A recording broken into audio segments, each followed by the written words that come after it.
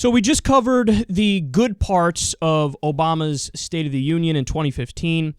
Now I want to go ahead and look at the bad parts of his speech.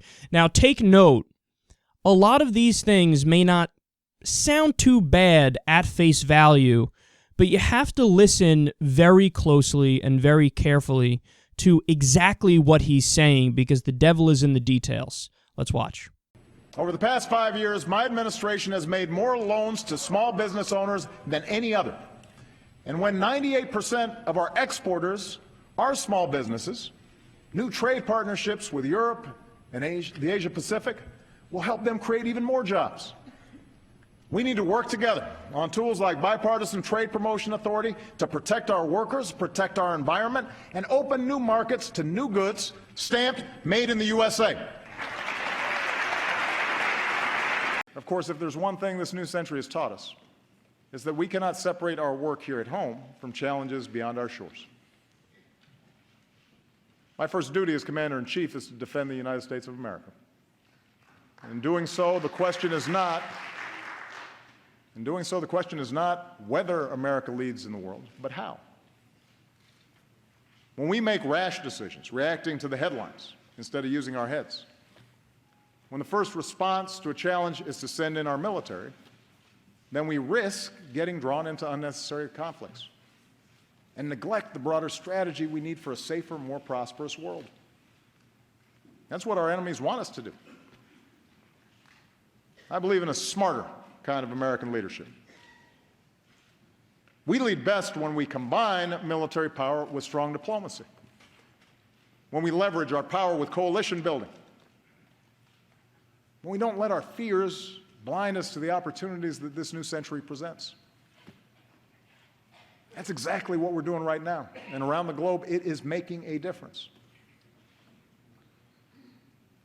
First, we stand united with people around the world who've been targeted by terrorists, from a school in Pakistan to the streets of Paris. We will continue to hunt down terrorists and dismantle their networks, and we reserve the right to act unilaterally, as we have done relentlessly since I took office, to take out terrorists who pose a direct threat to us and our allies. Notice what he did there.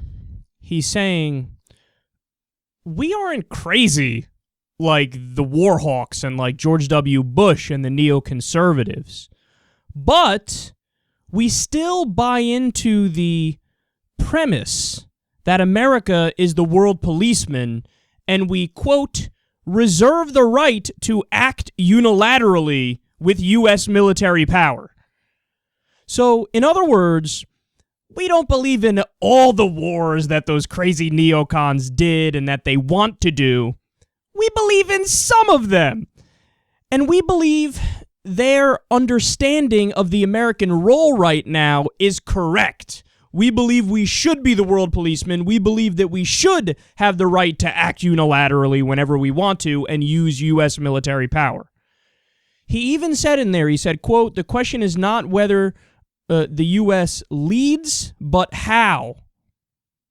So the question is not whether the U.S. is the world policeman and leads the world by doing all these interventions, but how we do it. Okay, this is a massive problem because it shows you that the difference between the Democrats and the Republicans on foreign policy isn't that much. And actually, even if you go back to, say, the 2008 campaign with Obama versus McCain, you can see the difference. You had John McCain, who was arguing to continue the war in Iraq and continue the war in Afghanistan, and you had President Obama come along and he said, well, let's calm down now, everybody. Sure, I'm not for the stupid war, which is the war in Iraq, but I am for the other war, the good war in Afghanistan. How about no wars? How about that crazy idea? How about virtually all of these interventions have made us less safe and have made al-qaeda and the Taliban and ISIS and all these jihadist groups stronger? It's a stone-cold fact, and studies have shown this, that after the war on terror, there's been a net creation of more terrorists and terrorist groups. This is a fact that people don't discuss nearly enough. It's the same as the drug war, by the way, how after we declared the war on drugs, years later, the chances that little Timmy smokes a joint are much higher. And also, the chances that there's violence associated with drugs is much higher. So, in other words, the war on terror had the exact opposite effect of what its intended effect was. But then, of course, that gets into a bigger conversation about what's the real goal here. And understand something. I'm not, full-on conspiracy nut on this where I think, you have evil people who run the country and they're in smoke-filled back rooms and they're figuring out how to kill more people and make more money. But I do think that's a byproduct of the system as it's set up right now, and so did Dwight Eisenhower. Dwight Eisenhower warned of the military-industrial complex, how we can make a lot of money and we can get a lot of economic growth and make many people rich by going to war. We have a permanent warfare economy in America. We have 900 military bases around the world. 57% of our discretionary budget for the federal government is military spending. And of course, we're involved right now in Iraq and Syria and Afghanistan and Pakistan and Somalia and Yemen. That's 6 places I named just right off the top of my head, and I'm sure we're doing covert stuff elsewhere. There's a lot that goes into that. It's not just, hey, we're the humanitarian leaders of the world and we're the world policemen and we're totally benevolent and altruistic in us doing what we're doing. No, a lot of the thinking that goes into that and the byproduct of these policies is that a lot of people get rich and we get control geopolitically of many vital regions around the world, and we exploit and take a lot of natural resources. I'm sorry, but if you don't believe that, you're just naive. And again, the sad thing is we don't have a political party anymore that stands up and says, I'm a non-interventionist. I think the only time it is rational and justifiable to use American military force is to defend against an imminent attack against the nation. That used to be the common sense position. Don't fuck with anybody else unless they fuck with you. Pre-World War II, that's how we thought. Post-World War II, we now just assume that everybody everywhere is the Nazis and we have to go nip the problem in the bud immediately.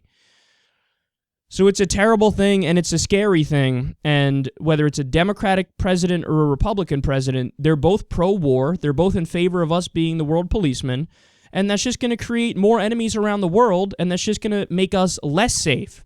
Now, the other issue, which was the first issue you heard there, was an amazing bait and switch that Obama did.